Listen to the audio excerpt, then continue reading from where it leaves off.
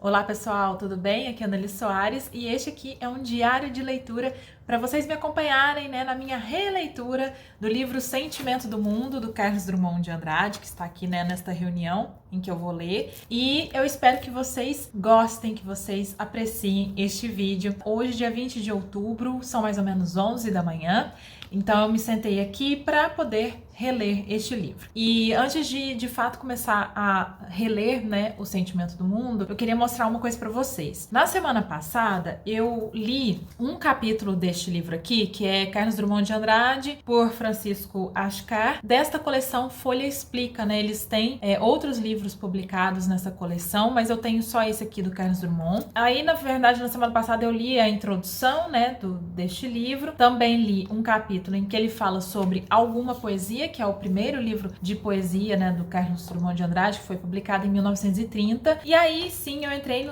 no terceiro capítulo, no segundo capítulo, em que ele fala de 3 livros do Drummond. Ele fala de Brejo das Almas, de 1934, Sentimento do Mundo, que é este que estamos aqui, relendo, que é de 1940, e José, de 1942. Então ele trata assim de alguma coisa, ou outra ali de Sentimento do Mundo, e é bem rapidinho, não é nada muito profundo. E também, como eu já fiz outras leituras deste livro, tem já muitas anotações feitas aqui, não sei se está dando para ver muito certinho. Eu já anotei algumas questões aqui de leitura e de contexto histórico, de outras análises, mas é mais coisas minhas mesmo, que eu fui anotando durante a leitura. De contextualização é mais só esses post-it que eu coloco aqui no começo e me ajuda. Eu gosto muito desta contextualização, histórica, principalmente o Drummond, que é um poeta assim muito social, como disse Antônio Cândido, que Drummond é o maior poeta social brasileiro, enfim. Eu sempre gosto de olhar a época em que ele escreveu, que ele estava escrevendo, tanto os poemas quanto, claro, óbvio, as crônicas e os poemas crônicas, que é o caso, por exemplo, do livro Verso e Prosa, que são crônicas em versos do Drummond. Então é isso, eu vou começar a ler Sentimento do Mundo, de 1940, que é uma das consideradas, como uma das obras-primas do Drummond, e é um livro que eu gosto muito e que tem realmente aí muitos temas, poemas, das reflexões em torno do contexto em que ele vivia, que é um livro que foi escrito entre os anos de 1935 e 1940, ou seja, é ali eclodindo a Segunda Guerra Mundial, que começou em 1939, e também dentro do contexto brasileiro do Estado Novo, que é o Getúlio Vargas no poder, começou ali em 1937. Drummond vai, com certeza, observar isso, colocar nesses poemas que já tem um aspecto um tanto mais críticos, e nesse sentido sociais, que as obras anteriores, com um olhar mais crítico, inclusive, para sua própria obra. Vou começar a ler, vou retomar aqui o que eu já tinha anotado, para eu relembrar. É isso, então vamos lá. Só para vocês verem, então, algumas anotações que eu fiz.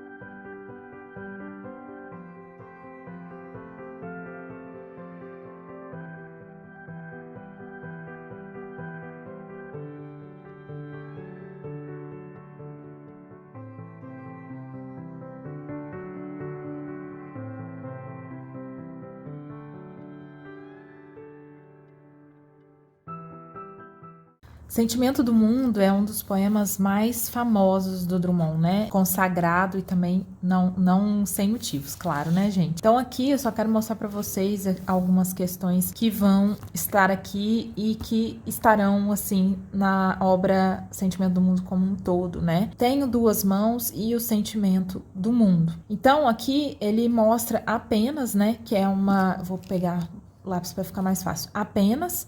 que aí é uma palavra que traz essa sensação de falta, de limitação, inclusive física, né? Mas uma limitação, assim, do indivíduo, né? Daquela pessoa, uma limitação para ser o mundo ou para vivê-lo, porém ele tem o sentimento do mundo, né? Esse E aqui é uma adição, duas mãos e o sentimento, mas acaba até contradizendo essa limitação dele, né? Então ele tem o sentimento do mundo, mas ele tem apenas duas mãos, então ele é um, mas ele tem esse sentimento do mundo, né? Aqui apresenta um mas. Estou cheio de escravos. E aí, bom, vamos lá. Esse mas, ele é uma oposição, ele pode até ter apenas duas mãos e o sentimento do mundo, mas ele está cheio de escravo, então ele tem essa possibilidade, né, essas lembranças que transgridem, né, a falta, e até aí ele vai falar um pouco sobre os privilégios dele, de certa maneira, assim, que não são exatamente dele, você pode caracterizar como algo histórico social de uma classe social brasileira, né, que aí é uma maneira escusa, né, de tocar a vida. Os escravos também aqui pode ser algo metafórico, do próprio fazer poético, minhas lembranças escorrem. Então, aqui tem a presença da falta e aqui tem o escorrer no sentido de transbordamento, né? Mais um paradoxo, mais uma dualidade do ser, do indivíduo com o mundo, da falta com o transbordar, né? Com o estar muito cheio. Então ele está muito cheio de lembranças e de escravos. O sentimento do mundo também pode ser uma maneira, como eu notei aqui, do falar e do fazer poético. O corpo, então ele traz aqui para o corpo, né, essa existência, transige na confluência do amor. O transigir, né, esse verbo é interessante, que é bom sempre observar no Drummond isso, que o transigir é chegar a um acordo por meio de concessões. Então o corpo, ele tem que conceder, e ele precisa então chegar nesse acordo, né, do corpo do indivíduo com o mundo, e na confluência do amor. E aí, ó, o amor aqui vem também como esse sentimento, né, universal do mundo, mas também do próprio sujeito.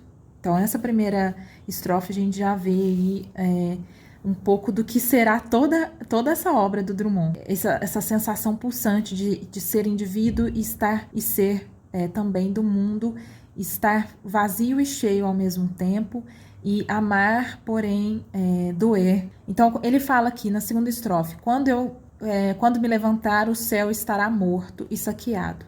Eu mesmo estarei morto, morto meu desejo, morto o pântano sem acordes. Então, veja a repetição da palavra morto, que não é à toa, claro, que aí já traz essa visão tanto pessimista do poeta, do eu lírico, neste livro, que terá, né, repercussão nos outros poemas. É claro que a gente relembra o contexto histórico em que ele estava, né, um contexto de Estado Novo no Brasil, Segunda Guerra Mundial eclodindo, né, e vindo também da Primeira Guerra Mundial. Então, tudo morto, né, tudo acabado e sem música. E aqui esse acordes é interessante porque remete à música, porém também a gente pode entender a palavra, eu pelo menos vejo isso assim, de acordar, e aí ele fala de levantar e morto e de acordar, despertar talvez, né? Então um pântano sem acordes, né? O pântano que dorme ou que não acorda, né? Assim como todo o resto, porque o desejo também tá morto, né? Ele também tá morto. Visão bem pessimista. Na terceira estrofe ele fala: os camaradas não disseram que havia uma guerra. Então, aqui aparece primeira vez a palavra guerra, mas que a gente já sente, né, essa tensão, esse pessimismo anteriormente, embora não houvesse essa referência, mas também aí a guerra contrapondo o amor, né? O sentimento do mundo, que o sentimento do mundo cabe os dois, né? Na verdade, reflete os dois. E era necessário trazer fogo e alimento. Sinto-me disperso anterior a fronteiras. Humildemente vos peço que me perdoeis. Os camaradas, né? Quem são esses camaradas, né? Parceiros, aliados da guerra, num contexto mais de guerra ou também num contexto mais individual. Quem seriam essas pessoas e que guerra é essa, né? Individual. E aí, pensando no fazer poético, aqui pode se referir, inclusive, aos outros poetas, a outros poetas todos, né?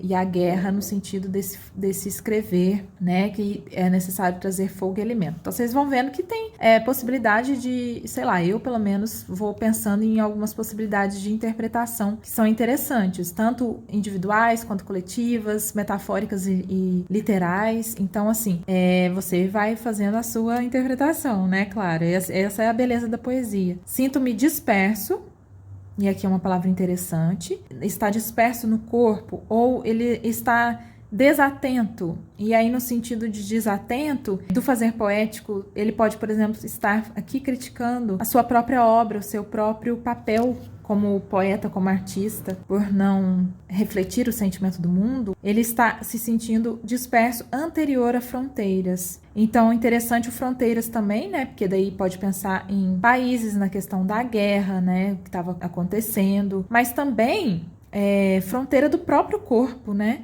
E aí, se ele está anterior à fronteira, se ele está... Gente, desculpa se estiver tremendo muito, mas eu tô segurando o celular e falando, então assim. Se ele está anterior a fronteiras, ele está se sentindo disperso entre ele e o outro. Então, mais uma vez aqui, ele fala sobre esse sentimento do mundo, sobre sentir o mundo, sobre ser o mundo, sobre ser ele e todos, sobre ser ele e o outro. Ele não sente a fronteira, mas também as fronteiras físicas, geográficas, né? E humildemente vos peço que me perdoeis. Aqui curioso, né?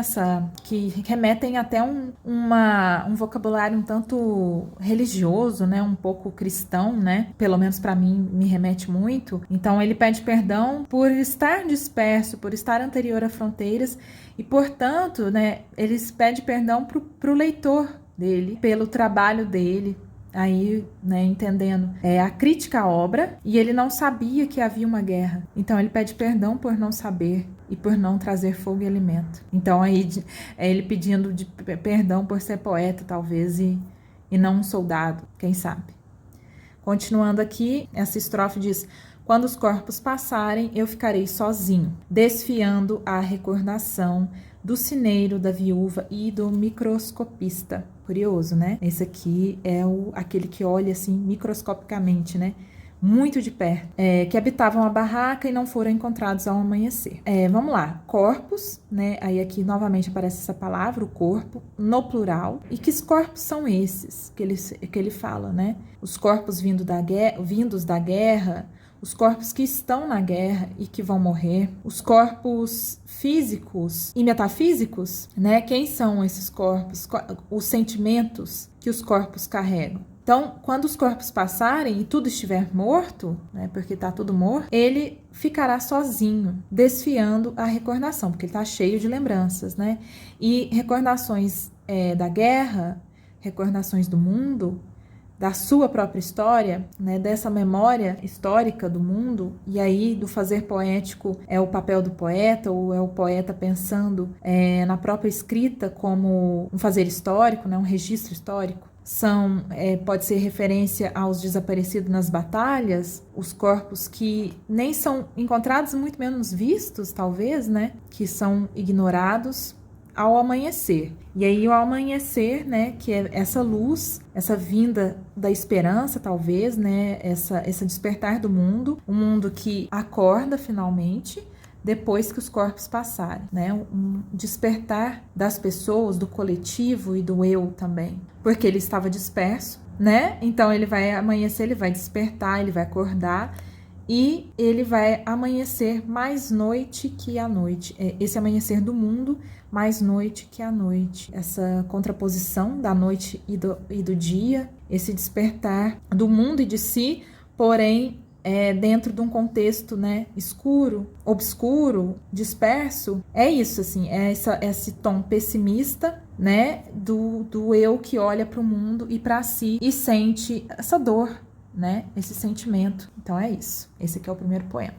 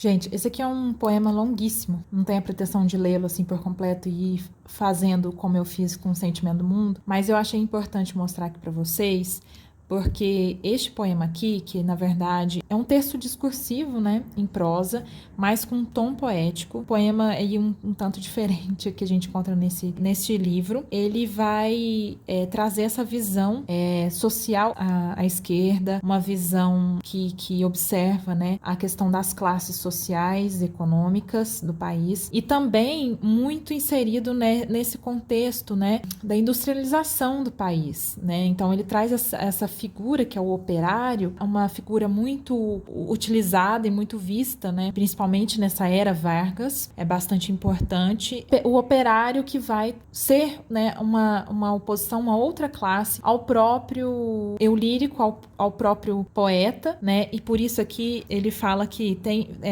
teria vergonha de chamá-lo meu irmão. É questão de classe, né? Ele sabe que não é, nunca foi meu irmão, que não nos entenderemos nunca, e me despreza, ou talvez seja eu próprio que me despreze a seus olhos. Então é um texto bastante social, uma visão, né, mais forte do que anteriormente, como eu falei, e que vai principalmente se solidificar em A Rosa do Povo, de 1945. Também é legal falar que nesse texto aqui a gente encontra alguns elementos surrealistas, e esses elementos estavam bastante em voga naquele período de 1930 e 1940. Então ele traz aqui a imagem do operário, mas aqui já mais do meio para o final, existem alguns elementos que saem dessa realidade nossa. Esse operário se transforma, se metamorfoseia em uma espécie de santo, um São Pedro que vai para o mar, né, que se dirige ao mar, que anda sobre as águas, né? Sinto que o mar se acovardou e deixou passar. Onde estão nossos exércitos que não impediram um milagre? Então, tá vendo esse elemento aqui dos santos? Enfim, acontece algo aqui inexplicável, né? E peixes escorrem de suas mãos. Vejo que se volta e me dirige um sorriso úmido. A palidez e confusão do seu rosto são a própria tarde que se decompõe. Essa escrita surrealista, essa escrita, assim, que traz elementos mágicos, trazem elementos aqui que não dessa questão social muito politizada, que ele vai para outro caminho, né? Ele mistura, né, e metaforiza. Então, ele na terra firme, ele no meio do mar, né? E novamente ele se contrapondo aqui um ao outro, ele e o operário, ele e o santo, ele e aquele homem que ele apresenta aqui no começo, né, com pés enormes, com a blusa azul de pano grosso, mãos grossas e mais escuro que os outros. Essa caracterização, né, do operário que a princípio não está atento ao mundo, ele fala assim, ele não sobra tempo a ele para perceber, né, as mensagens que contam da Rússia, do Araguaia, dos Estados Unidos. Então tem essa referência aqui, né, ao contexto histórico, social, da guerra, das políticas. Ele apenas caminha e aí ele sabe que ali corre água, que mais adiante faz calor. E aí ele vai, né, colocando essas imagens muito importantes, mas tudo aqui você pode ir notando, né, essas oposições entre o eu lírico e aquele sujeito que ele observa, entre as classes. E aí aqui eu anotei, Vargas 2018 diz que é uma poética da perplexidade, é aquele que olha, né, e observa o mundo e fica perplexo com a própria realidade, né, mas é também, a gente pode falar que é uma crônica poética, uma poesia imaterial, que não em versos, né? Então é isso, eu queria mostrar esse texto para vocês que é bem interessante e se vocês quiserem, né, dar uma parada aí no vídeo para poder lê-lo completo, recomendo, que é um texto bem bonito, inclusive.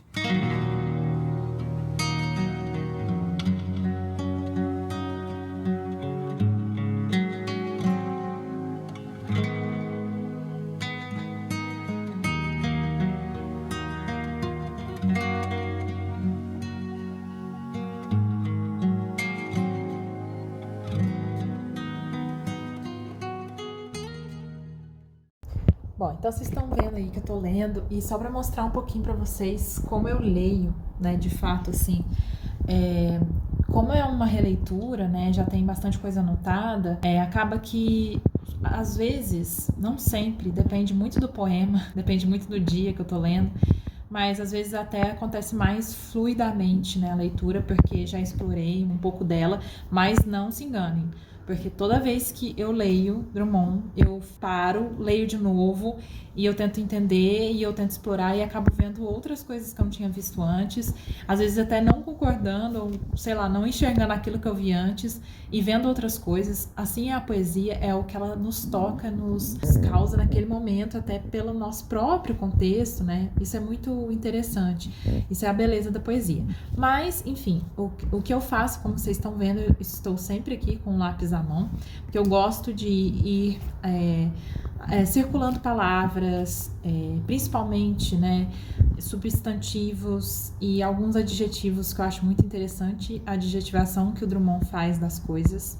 É sempre muito, muito bem pensada e muito, assim, impactante, porque ele utiliza alguns adjetivos bem fora do que a gente tá, deixa eu pôr aqui no tripé, bem fora do que a gente tá acostumado.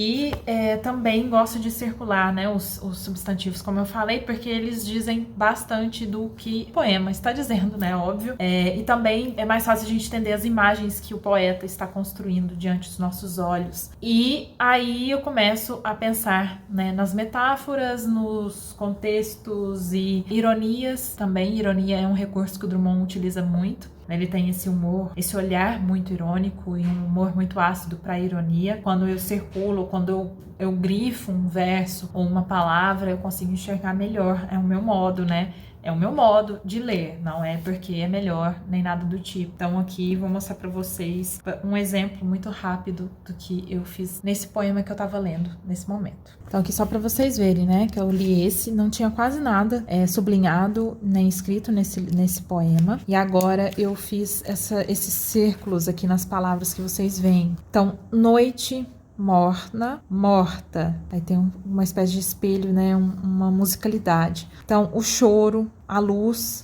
aqui luz, noite, aí eu já vou enxergando, sabe? A sombra, passos abafados, vozes extenuadas, então você vai vendo, né, a imagem que ele vai criando, essa imagem noturna, um tanto sombria e um menino chorando nisso, né? Circulei remédio, o ambiente, né? A noite, a parede e a rua. Ele chora na noite, atrás da parede. Então, a parede separa o menino choroso da rua. Mas longe um menino chora, em outra cidade, talvez. Talvez em outro mundo.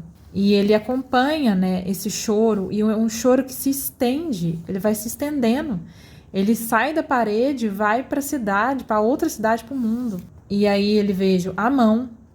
Mão é um substantivo que o Drummond usa muito, e aqui no Sentimento do Mundo especialmente. Eu até notei sobre isso, as referências às mãos aqui, ó. As mãos aparecem em 11 dos 27 poemas de Sentimento do Mundo. Elas aparecem 13 vezes. E vejo a mão que levanta a colher. Então, volta de novo essa imagem aqui, né? Do remédio sendo colocado na colher. Então, é uma mão que levanta, sustenta a cabeça, e a outra levanta a colher, né? E aí vejo o fio oleoso que escorre pelo queixo do menino. Escorre pela rua. Escorre pela cidade. Um fio apenas. Então, esse óleo, ele sai do queixo do menino e escorre por toda a cidade. É um fio apenas. E não há ninguém mais no mundo a não ser esse menino chorando. Então, assim, quem é esse menino, né? Ou quando o menino chora, todo o resto do mundo o ouve. E tudo deixa de existir e só ouve esse choro desse menino. E aí é o sentimento do mundo todo. O choro do menino. A tristeza do menino. A noite é o mundo. É o sentimento do mundo. Que menino é esse, né? Quem é esse menino? E aí, um menino, ele pode ser um menino, todos os meninos, o homem, a humanidade, uma metáfora de futuro, né? Porque é criança e tudo mais. O fio oleoso também. Aí a gente pode interpretar que óleo que é esse, que fio é esse, né? Que escorre pela cidade, né?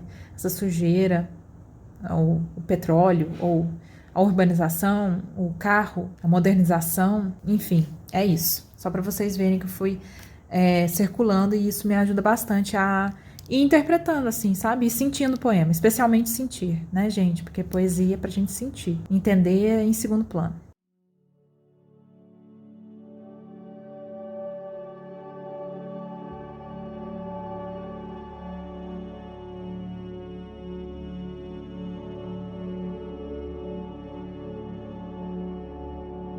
Bem, pessoal, ainda dia 20, agora é mais ou menos 1h15. Eu já li uns 11 poemas, 12 poemas. Passei por alguns poemas bem importantes aqui, né, do livro. Inclusive um que eu não comentei com vocês, mas é o segundo poema que tem nesse livro, chamado Confidência do Itabirano. É um dos poemas mais famosos do Drummond e é um poema muito especial para a gente falar sobre uma temática assim que está em Drummond, reverberar em toda a sua obra, e já esteve em alguma poesia, né, que é o primeiro livro, e anteriormente em outros poemas e crônicas também, contos que o Drummond escreveu, que é Itabira, que é Minas Gerais, que é sua raiz. Esse tema também tem a ver com outro tema muito importante em toda a sua obra, que é a família, e o desligamento de Drummond em relação à família, em relação ao seu passado e ao passado de seus ancestrais. Então, em Confidência do Itabirano, né,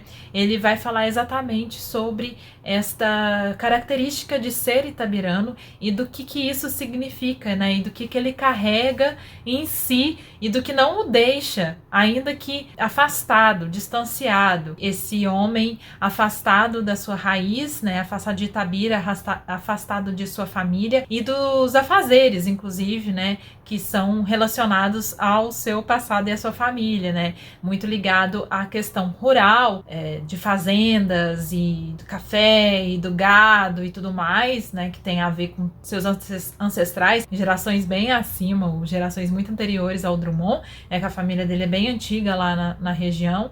E aí aqui ele fala, né, que alguns anos vivi em Itabira, principalmente nasci em Itabira, por isso sou triste, orgulhoso e de ferro, né? Ou seja, orgulhoso, de ferro. E esse ferro aí, de ferro, que a gente pode interpretar tanto como uma pessoa forte, talvez, né, que é orgulhosa e que não se enverga ou não se quebra facilmente. Também é uma referência à mineração na cidade de Itabira, né? A gente sabe que desde a década de 30, 40, 50, assim, os poemas de Drummond retratam muito esta vinda da Vale do Rio Doce a Minas Gerais e especialmente a região de Itabira, né? E que a gente sabe que hoje, em 2020, a gente tem aí problemas para o meio ambiente, para a sociedade, para as cidades no entorno e tudo mais, vindo exatamente dessa presença da Vale, presença da mineração nessa região. Continuando, ele fala que 90% de ferro nas calçadas, né? Então tem a ver com isso, né? Com essa característica da própria região, que ele vai falar muito, relembrar muito Itabira. 80% de ferro nas almas. Então essa confluência entre o ser e o seu ambiente também, né? E o seu coletivo ali da cidade, né?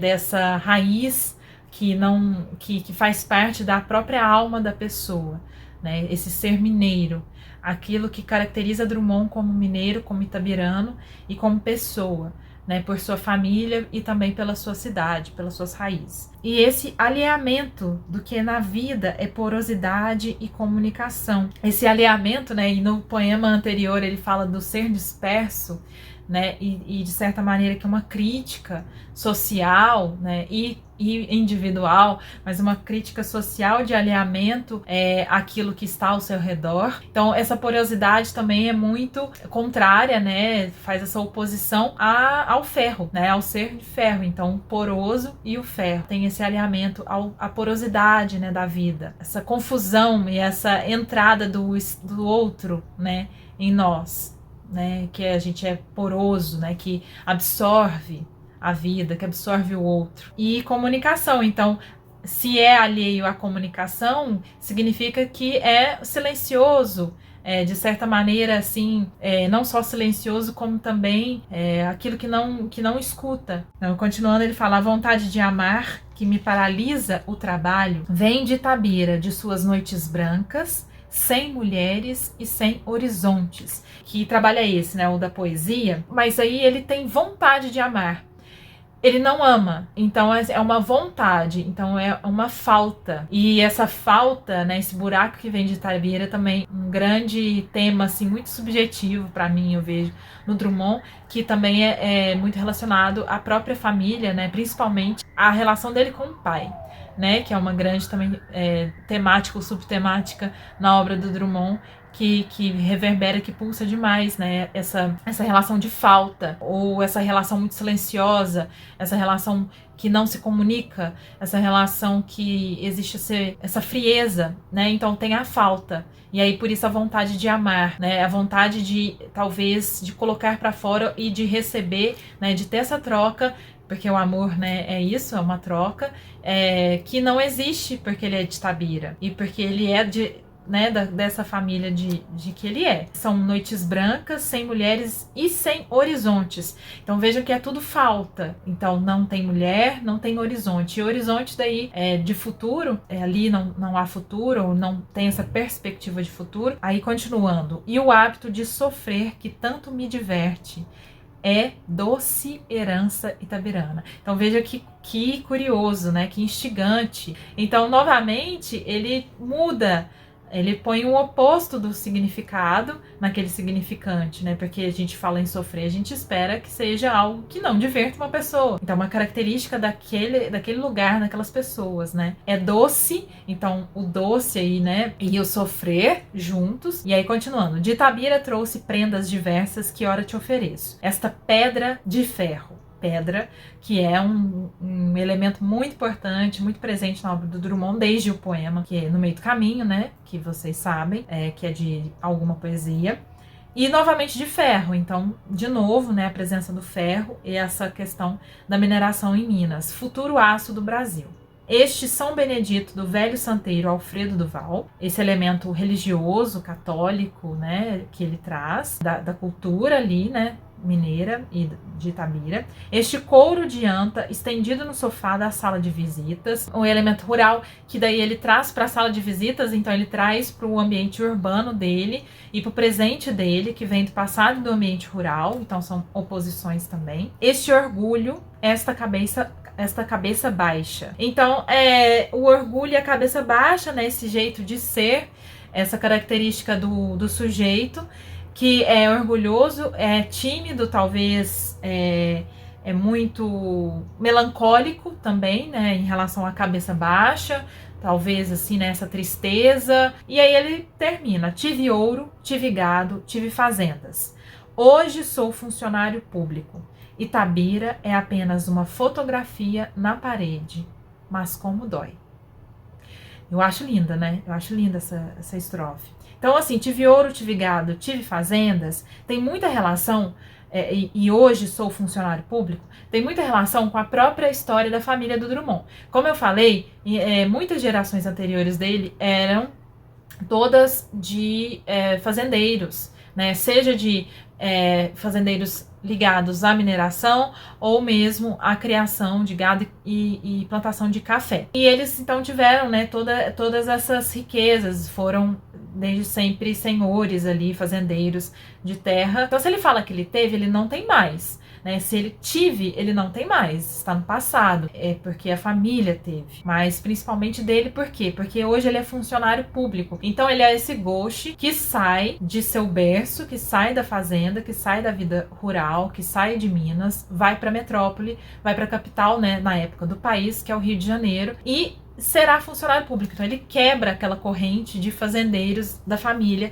Ele é diferente, especialmente da linhagem masculina da família. E Itabira, então, é uma fotografia na parede, então, ou seja, é um elemento de memória. Itabira é uma presença que está ali à frente dele, que ele vê, né, que ele não ignora, mas de que ele não faz parte mais. Está ali apenas representada, é um símbolo, mas dói, nostalgia, essa saudade, né, essa dor do Drummond de deixar Itabira. Então esse eu quis falar mais porque é um tema de que eu gosto bastante na obra do Drummond e eu acho importante vocês saberem. Então é isso, vou continuar lendo mais um pouco. Como vocês viram, eu mudei já de ambiente, eu vim aqui pro quarto. Isso é bem comum quando eu tô lendo, eu gosto de ficar andando. Eu não gosto muito de ler aqui, principalmente quando eu faço anotação, que é muito desconfortável, então eu devo ficar aqui um pouco. Mas também eu devo ficar aqui só até o horário do almoço, né, que daqui a pouco a gente deve almoçar. Tá um diazinho frio, gostoso, sabe, aqui em São Paulo. Então tá bem gostoso fazer isso. Tem outras coisas pra fazer de trabalho, mas talvez eu fique mais em Drummond. Então vamos ver e vou continuar a ler.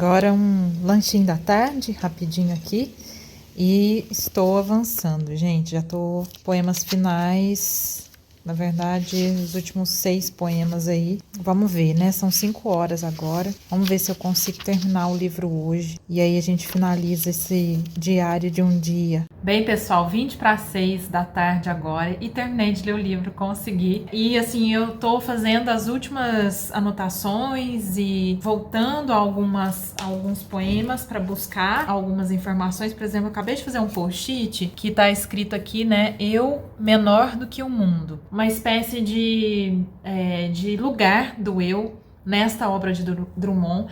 Até o Afonso Romano de Santana que fala sobre isso, né? Que em alguns poemas ou em alguns livros, ou enfim, né, alguns momentos da obra do Drummond, ele faz essa divisão do eu menor do que o mundo, o eu igual ao mundo ou o eu maior do que o mundo. Neste momento aqui em Sentimento do Mundo, existe esse eu que a princípio parece igual ao mundo, por isso o eu com esse sentimento do mundo, e em alguns poemas realmente é isso, né? O eu e o mundo muito dissolvidos um no outro, né? Ou muito semelhantes ou muito próximos, porém também tem essa característica do eu menor do que o mundo, principalmente nos últimos poemas.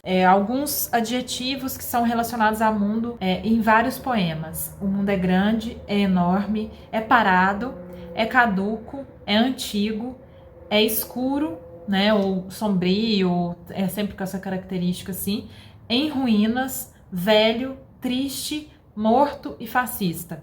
Então, veja que só de observar, né, por alguns adjetivos que ele coloca em relação ao mundo e esse sentimento do mundo, são todos muito negativos. E esse sentimento do mundo, se eu fosse falar um sentimento, né, que claro que ele trata de vários, mas é o medo, né, principalmente o medo. Essa sensação de sombra, de morte, este signo do silêncio nesse período, né, em que ele escreve o livro, como eu falei, de 35 a 40, quando foi publicado. Então, certamente é um sentimento, se não um só, mas um conjunto de sentimentos um tanto mais pessimistas. E aí ele entra numa espécie de zeitgeist, assim, existencialista, que traz esse pessimismo, um vazio. Eu vejo assim, um livro muito sobre o signo da falta. Lembra que eu falei sobre o poema, né, de Itabira, que ele fala sobre a vontade de amar, e depois eu até falei sobre isso, que tudo é a falta, né? Que falta a mulher, que falta... Então tem uma vontade, uma falta nele, né, no sujeito, mas isso também se reverbera no mundo. Então é um mundo de faltas. É um mundo que tem um oco, um vazio, é um mundo sem esperança, é um mundo sem amor, né? Porque ele até fala em Congresso Internacional do Medo, aqui ele fala, provisoriamente não cantaremos o amor. Em outros momentos, ele fala da não existência do amor. Então é sempre sobre esse signo da falta, de um vazio mesmo, e que faz parte desse zeitgeist existencialista, um tanto pessimista ali da época. Muitas repetições de palavras negativas nesse livro, mas é muito curioso, gente, porque eu circulei muito isso. Não, nem, nunca, nada e também nenhum. Eu espero que vocês tenham gostado. Falei bastante, né, sobre o livro, fiz muitas referências a temas e eu espero que a resenha complemente, né, esse vídeo e esse vídeo complemente a resenha. E me digam aí se vocês gostaram, se vocês já leram Sentimento do Mundo, o que vocês acharam desse diário, o que vocês gostariam de ver mais ou de não ver, talvez, né, para eu pensar próximas leituras, né. Eu pretendo reler muitos livros do Drummond para gravar as resenhas para vocês, especialmente aqueles mais conhecidos, né, que eu quero trazer aqui todos pro canal. Então me digam se vocês gostaram, que daí eu repito a dose, tá bom? É isso, gente. Vejo vocês num próximo vídeo. Um beijo grande e até!